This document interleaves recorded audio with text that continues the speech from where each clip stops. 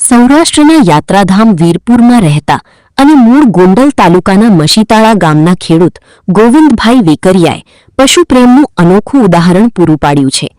વર્ષ 1997માં અષાઢી બીજના પાવન દિવસે તેમના 18 વર્ષ સુધી ખેતીમાં સાથ આપનાર જાતવાન બળદનું અવસાન થતાં તેમણે તેને સામાન્ય રીતે દફનાવવાને બદલે હિન્દુ શાસ્ત્રોક્ત વિધિથી પોતાના ખેતરમાં સમાધિ આપી હતી. તે સમયે ટ્રેક્ટરમાં બળદને લઈ હજારો લોકોની હાજરીમાં હરિગુરુઓ અને સાધુ સંતોના સાનિધ્યમાં વૈદિક વિધિથી સમાધિ આપવામાં આવી હતી. પોતાના દીકરા સમાન માનતા બળદને વિદાય આપતી વખતે ગોવિંદભાઈની આંખો પણ ભીની થઈ ગઈ હતી. સમાધિ બાદ ગોવિંદભાઈએ બટુક ભોજન, સંતવાણી અને ભજન કીર્તનનું આયોજન કર્યું હતું. એટલું જ નહીં, સંતવાણીમાંથી મળેલી સમગ્ર રકમ પંખીઓને ચોણ નાખવા જેવી જીવદયાની પ્રવૃત્તિમાં ખર્ચવામાં આવી હતી. ત્યારથી લઈને આજે 30 વર્ષ બાદ પણ ખેડૂત ગોવિંદભાઈ અને તેમનો પરિવાર દર અષાઢી બીજના દિવસે તેઓ પોતાના વહાલસોયા બળદના ફોટાને ભગવાનની જેમ પૂજા કરીને આત્મશાંતિ માટે બટુક ભોજન, સંતવાણી અને ભજન કીર્તનનું આયોજન કરે છે. એક બળદ હંમેશા ખેડૂતના કમાઉ દીકરા સમાન હોય છે.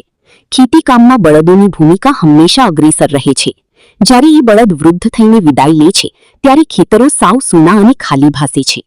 ટેકનોલોજી ગમે તેટલી આગળ વધે પણ ટ્રેક્ટર ક્યારેય બળદ જેવો પ્રેમ અને જીવંત લાગણી ન આપી શકે.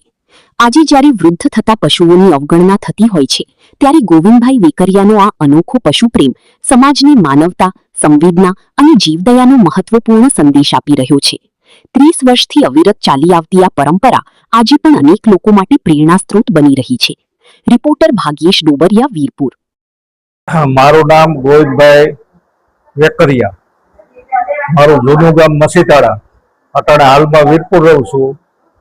અને 1997ની સાલમાં બળદને મેં સમાધિ આપી છે કાયદેસર સાધુ સંતોને તેડાવી અને કાયદેસર એનો ભંડારો કર્યો હતો. અને અષાઢી બીજના દિવસે એનું મૃત્યુ થયું હતું 97ની સાલમાં. એટલે તેદુની તિથિ ઉજવી છે. એ સમયમાં મેં એનો ભંડારો જેમ સંતોનો કરે ને એવો જ ભંડારો આનો કર્યો. અને હજી આજની તારીખે એની તિથિ કાયમી ચાલુ છે. એમ શું કરો તિથિમાં બટુક ભોજન કરાવી અને ઘડી સાપડી સત્સંગ રાખી. એમ એટલે ભગવાન એના આત્માને શાંતિ આપે.